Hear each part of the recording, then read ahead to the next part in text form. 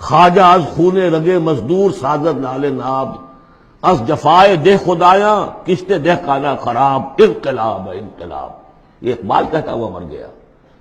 سرمایہ دار نے مزدور کے رگوں سے سرخ خون کشید کر کے شراب بنائی ہے جسے وہ شام کو بیٹھ کر پیتا ہے، اور زمیندار اور جاگیردار وہ کسانوں کی جو محنت کا اور خون پسینے کی کمائی سے عیش کرتے. انقلاب انقلاب.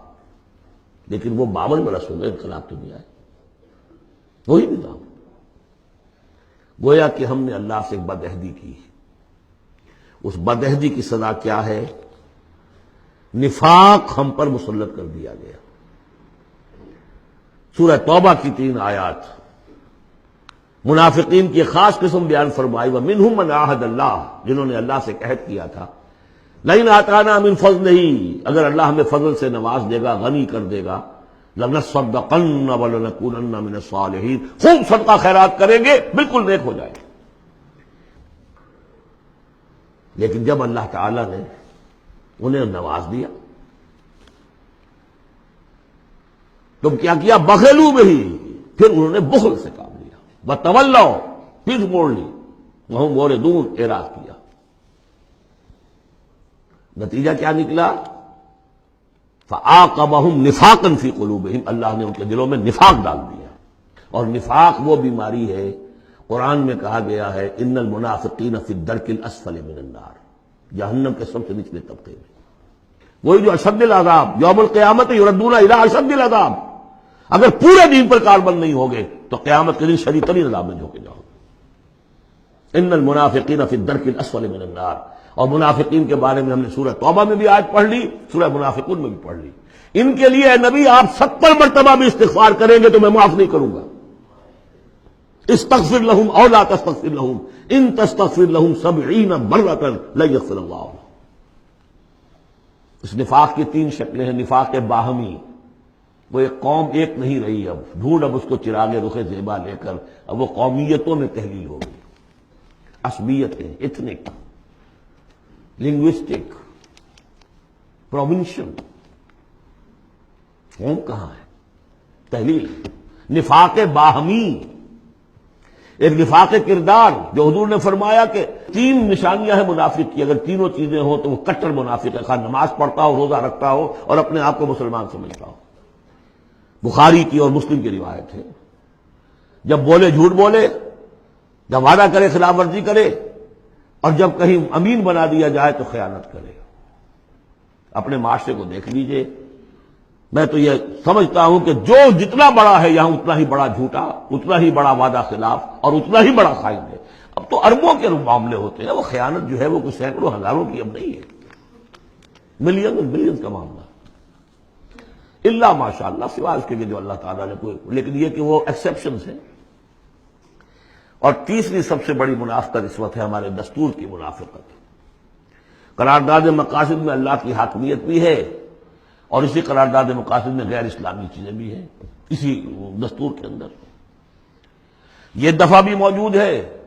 کوئی قانون سازی یہاں کتاب و سنت کے منافی نہیں کی جا سکتی، لیکن آپریٹو نہیں ہے. آپریٹو اس انداز میں ہوگی کہ آئیڈیالوجی کونسل بنا رکھی ہے، وہ دیکھتی رہے گی اور ہر سال رپورٹیں پیش کرتی رہے گی. رپورٹوں کا کیا حشر ہوگا، ان کی امپلیمنٹیشن گارنٹیڈ ہے یا نہیں، کوئی ذکر نہیں. فیڈرل سید کوڈ بنائی، 2 ہتکڑیاں بھی پہنا دی، اس کو 2 بیڑیاں بھی پہنا دی. دستور پاکستان بھی تمہارے دائرے سے خارج، جو جوڈیشل لاز ہیں وہ بھی تمہارے دائرے سے خارج، فیملی لاز بھی تمہارے دائرے سے خارج، اور مالی قوانین بھی 10 سال کے لیے تمہارے دائرے سے خارج. اس سے بڑا مکر اور فریب اور اس سے بڑا جھوٹ اور اس سے بڑا دھوکہ کوئی نہیں ہو سکتا اسلام کے ساتھ. اب اس کی سزا جو ہے وہ بھگت رہے. نمبر 3، مذہبی دہشت گردی. کبھی سنی تھی اس نوعیت کی؟ کون کر رہے ہیں؟ چاہے وہ اعلی کار ہو باہر کے، ہیں تو یہاں کے، باہر والا آدمی کوئی آ کے نہیں کر رہا ہے تو یہاں کے اعلی کار بن گئے ہوں گے. وہ را کے ہوں، وہ موساد کے ہوں، کوئی بھی ہوں. لیکن یہ کہ اگر یہ مذہبی یہ تلخی نہ ہو تو یہ کور کیسے مل جائے انہیں؟ اس کے لیے آپ نوٹ کیجئے سورہ انعام کی آیت نمبر 65. اللہ نے اپنے 3 قسم کے عذاب گنوائے، جن میں بدترین عذاب یہ ہے. هو القادر، کہہ دیجئے نبی اللہ اس پر قادر ہے. ان یبعث علیکم عذابا من فوقکم، کوئی عذاب تمہارے سروں کے اوپر سے بھیج دے، او من تحت ارجلکم، تمہارے قدموں کے نیچے سے زمین پھٹ جائے، زلزلہ آ جائے، او یلبسکم شیعا، یا تمہیں گروہوں میں تقسیم کر دے، ویذیق بعضکم بعض بعض، ایک دوسرے کی طاقت کا مزہ چکھو۔ یہ third type of punishment, divine punishment, جس کا ہم اس وقت شکار ہیں۔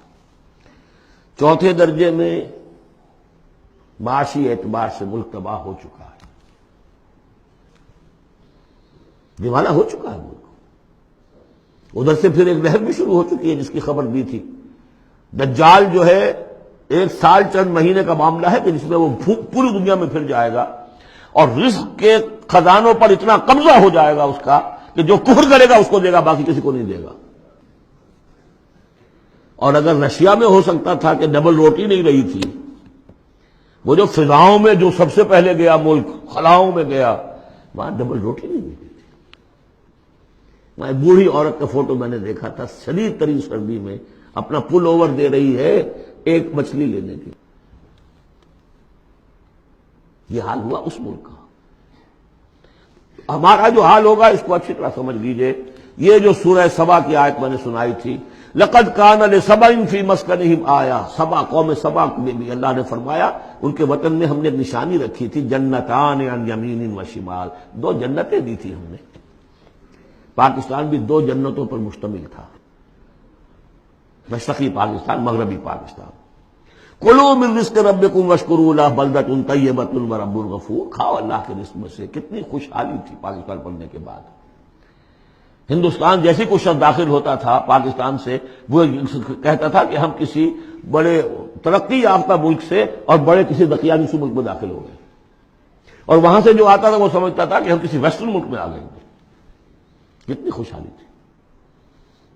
کلوا من رزق ربکم بلدۃ طیبۃ ورب غفور، فاعرضوا، جب اعراض کیا تو پھر کیا ہوا؟ پھر جو عذاب ہم نے بھیجا ہے، ہم نے ان کے دونوں باغوں کی جگہ پر بس کو ان کے لیے 2 جنگل پیدا باقی رہ گئے، جن میں کوئی پیلو، کوئی اور ڈیلے، کوئی کسیلی سے کچھ چیزیں پیدا ہو گئی، زیادہ سے زیادہ بیر۔ اللہ اللہ خیر صلی اللہ۔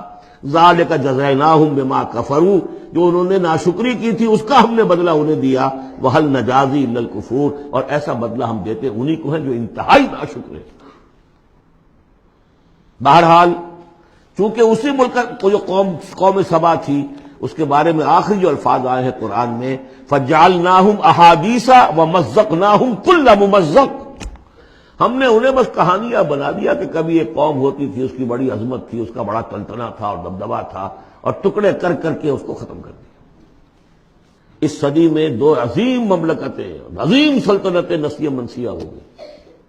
دی گریٹ آٹومان امپائر، پہلی جنگ عظیم کے بعد vanished from the map of the world. The great USSR، اب کبھی طالب علم ڈھونڈا کریں گے کہاں کہاں ہوتی تھی USSR۔ زمین رہتی ہے، نام بدل جاتے ہیں، آئیڈینٹی بدل جاتی ہے۔ یہ تو میں نے آپ کو بتایا ہے قرآن اور سنت کے مختلف حوالوں سے کہ اس وقت پاکستان کی خصوصی حیثیت کیا ہے۔